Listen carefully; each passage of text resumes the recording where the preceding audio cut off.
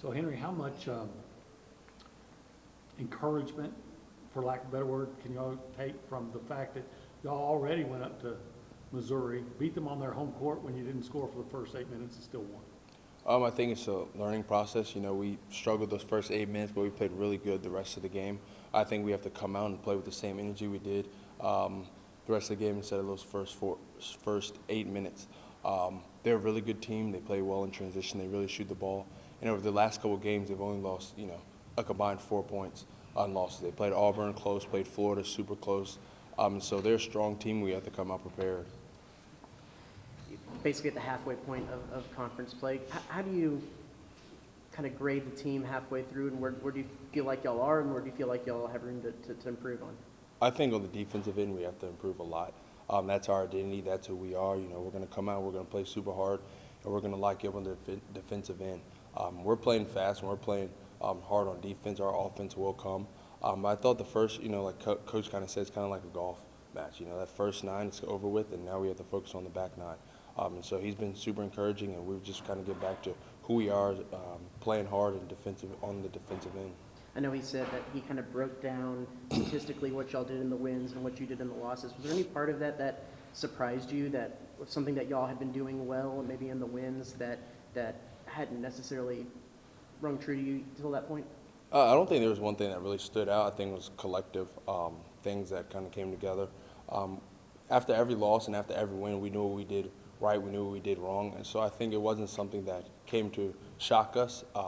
We knew after some games, we should have won, we should have done this, and even after wins, we're like, man, we have to get back better in that category. So I think, it was just a learning experience for all of us, and I think, each day we're getting better. To your T-shirt, thin line. There's a thin line between winning and losing. What are you finding the difference between what you guys do when you win and what's been lacking when you lose? I think it's on the defensive end, when we're keeping people on the side, when we're really defending, and when we can really finish with the rebound. I think that's when Texas A&M is being at their best and doing our best. So if we can really defend the ball, and if we can finish the play with the defensive rebound, I think, sky's the limit, and we can really go far, and, we can really be productive. Coach has said a couple times after games, you guys have played well, but not well enough. Is that part of that thin line as well between winning and losing in the SEC? 100%. Every game is a battle. There hasn't been one game where we've, been like, oh man, we finally got it or anything. It's been a battle the whole 40 minutes. And I think that's just, what the SEC is. It's a battle each and every day. So we have to come prepared, and we have to practice. Like Coach says, like every game is an NCAA tournament game.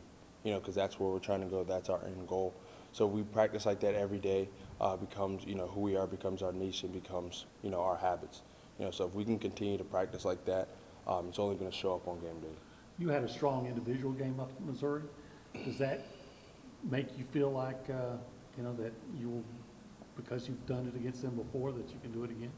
They'll probably play me a lot harder, so it's going to be a harder overall game.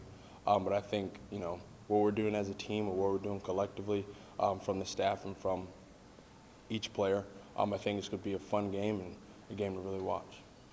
Is it a little bit head-scratching to see the stats that y'all are top 20 in offensive rebounds, but one of the worst in defensive rebounds when, some people might argue rebounding is rebounding. I know it's more nuanced than that, but is it a little surprising that you can be so good at one end of the court and struggle at the other side?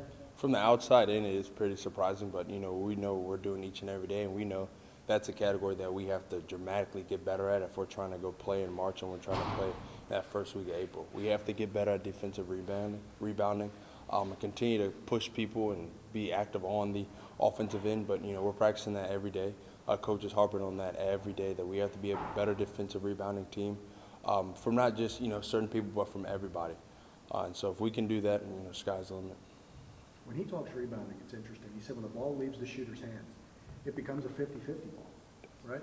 As if you just think about it in another way. But that's interesting because part of the identity, you guys are going to be on the floor first. Do you take that identity to go and get that loose ball after it leaves the shooter's hand? I think we have learned to do that. I think early in the season we were not collectively all doing that.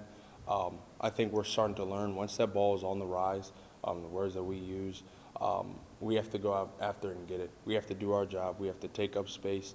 We have to all 5 hit somebody and track the ball and get it. Because once we get it, we're an elite offensive transition team. And so I think if we can continue to grab those rebounds, really defend, and then get out and run, I think we can be a very, very good team. Anything else for Henry?